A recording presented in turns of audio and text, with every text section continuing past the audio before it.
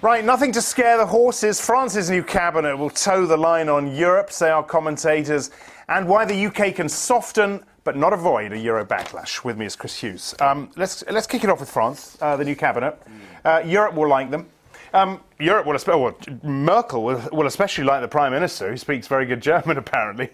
Well, the concern here, if you remember, before the election took place, was that if Hollande won, you'd somehow have this extreme left-wing sort of financial policy that could be highly disruptive. But actually, when you look at the team he's put in place, it's very hard to draw that conclusion. Yep. The reality is that they're all a pretty moderate bunch. Well, Laurent Fabius. There's a former Rothschild banker in there.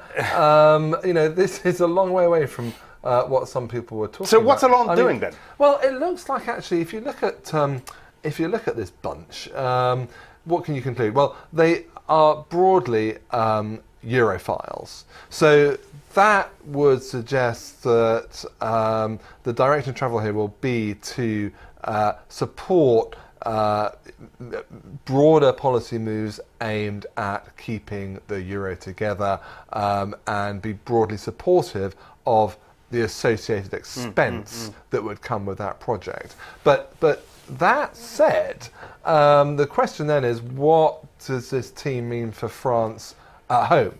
Are they the kind of administration to really get to grips with structural reform in France itself? And here we're a bit more sceptical. Yes. Whether they're really going to do anything radical on the domestic front is another question. But I think broadly you can say that this is a team that will work towards keeping the euro together. Amazing how we forget, or at least push aside domestic politics, when the future of the eurozone and the euro is at stake.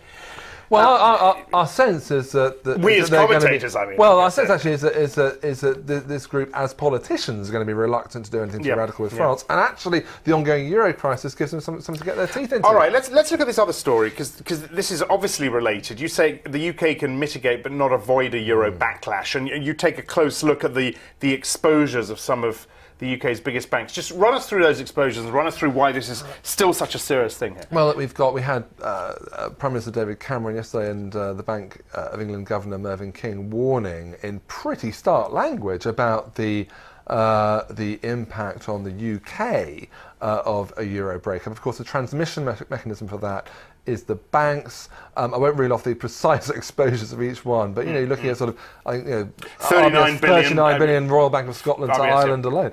So to Ireland, exactly. Largely to Ireland. So these are absolutely colossal, and managing that fallout, frankly, you would need a combination of more taxpayer injections to strengthen the capital positions of these banks, plus at the same time extra liquidity operations from the Bank of England, monetary easing. I mean, it's controversial, and in the case of the further bank recaps funded by the taxpayer, potentially very unpopular stuff, but the UK really wouldn't have much choice. And actually, we think that the UK can afford it. It's still got very strong credibility with the markets. It wouldn't be popular at home, but it could justify this, and even monetary easing. I mean, this would be a highly deflationary scenario. Sure. So the sort of turning on the spigots there at the Bank of England could be justified. And you end with, hopefully it won't come to this, but it's wise to be prepared. Well, hopefully it's something Hugo's been saying for a while, isn't it? That is obviously a sort of mantra throughout the crisis, and it does sound like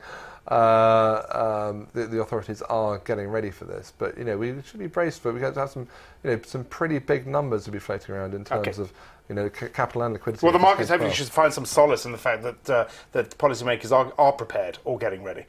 Because I think the worry was before that they didn't have a plan B. Well, yeah. I mean, let's not give the policymakers too much credit.